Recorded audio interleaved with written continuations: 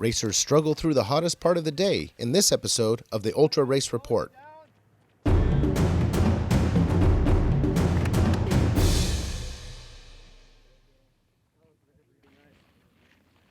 As ultra runners continued their journey on the 2015 Nutrimatix Badwater 135, it was the hottest part of the day, with temperatures averaging around 115 degrees. Thanks, Chris. In the middle of the pack, the racers have spread out and found their pace as they climb and fight the heat.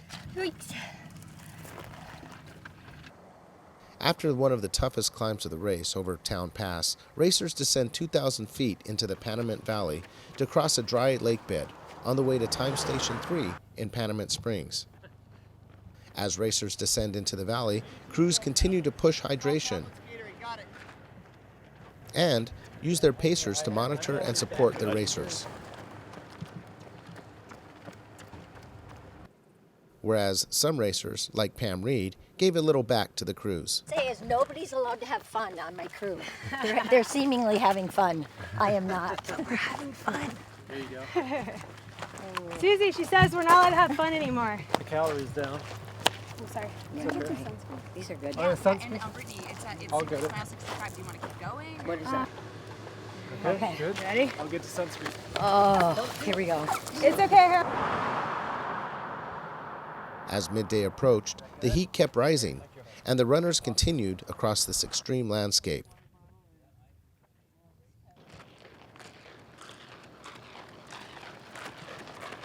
Crews leapfrogged their runners and were constantly working to keep their racers' body temperatures down.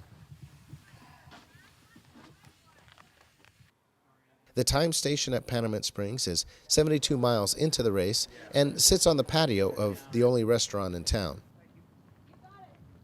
26-year-old Jared Federoff of Austin, Texas, was the first to arrive at Time Station 3 in Panamint Springs, although he left in the 9:30 wave and has an hour-and-a-half head start on the 11 p.m. wave. Good job. Thank you. 9:42 I got you down for. Valmir Nunez's crew arrived at Time Station 3 and awaited their racer. Based on time, Valmir was holding the lead. Valmir made a quick transition and kept moving up course. Arriving at Panamint Springs, with media and officials looking on,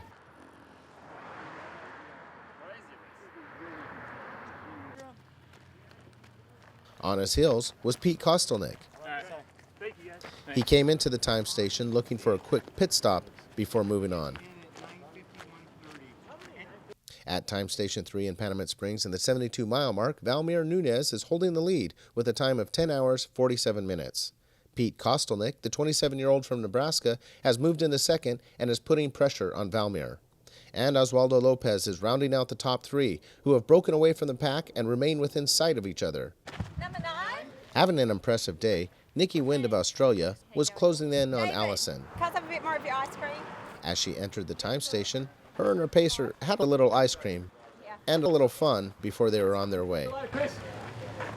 You just enjoy yourself, mate. The Aussies will do the hard work out there on the hills. Where's your van at? Right there. Immediately after Time Station 3, racers climb a stretch where they have little crew access before exiting Death Valley National Park on the way to Darwin, or Time Station 4. For all the time splits, go to the Badwater website, where you can see the results for the 2015 Nutrimatix Badwater 135 and all of Adventure Corps' races. Make sure to like Ultra Racing Network on Facebook to get the latest news from Badwater and the ultra racing world. Check in for the next episode as racers battle for the lead in the final climb to the finish in the 2015 Nutrimatix Badwater 135.